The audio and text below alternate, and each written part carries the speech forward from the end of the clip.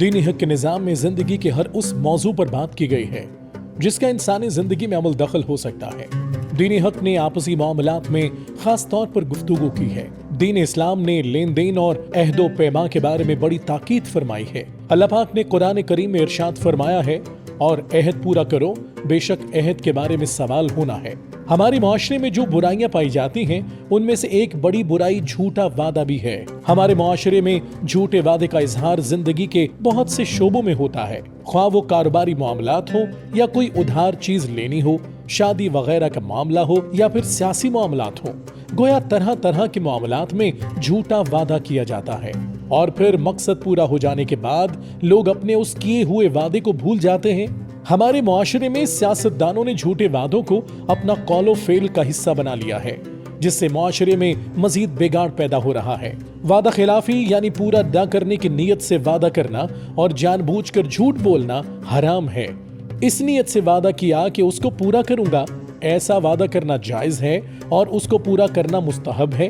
جب وعدے کو کسی چیز کے حاصل ہونے یا حاصل نہ ہونے کے ساتھ معلق کیا گیا ہو تو وہ شرط پائی جائے گی اور اس وعدے کو پورا کرنا لازمی ہوگا۔ مثلا کسی سے کہا یہ چیز فلاں شخص کو بیچ دو، اگر اس نے قیمت ادا نہیں کی تو میں ادا کروں گا، پھر خریدار نے قیمت ادا نہیں کی تو اب اس پر قیمت ادا کرنا لازم ہے۔ وعدہ خلافی کا پہلا سبب دل میں اللہ تعالیٰ کا خوف نہ ہونا ہے۔ جب اللہ کا خوف ہی نہ ہو تو بندہ کوئی بھی گناہ کرنے سے باز نہیں آتا۔ اس کا علاج یہ ہے کہ بندہ فکر آخرت کا ذہن بنائے، اپنے آپ کو رب کی بے نیازی سے ڈرائے اور اپنی موت کو یاد کرے۔ وعدہ خلافی کا دوسرا سبب دنیا کی محبت ہے۔ جب بندہ کسی نہ کسی دنیاوی غرض سے بدعہدی جیسے کبھی فعل کا ارتکاب کر بیٹھتا ہے، اس کا علاج یہ ہے کہ بندہ حب دنیا کی مذمت پر غور کرے، کیونکہ دنیا کی محبت کئی برائیوں کی جڑ ہے۔ جو شخص حب دنیا جیسے موذی مرض کا شکار ہو جاتا ہے، اس کے لیے دیگر کئی گناہوں کے دروازے کھل جاتے ہیں۔ جسے جتنا دنیا میں رہنا ہے اتنا ہی دنیا میں مشغولیت رکھے اور فقط اپنی آخروی زندگی کی تیاری کرتا رہے۔ وعدہ خلافی کا تیسرا سبب دھوکہ بھی ہے، اور جو لوگ دھوکہ دیتے ہیں ان کے بارے میں احادیث مبارکہ میں یہ وارد ہے کہ وہ ہم میں سے نہیں ہے۔ اس کے علاوہ بھی وعدہ خلافی کے بے شمار اسباب ہیں۔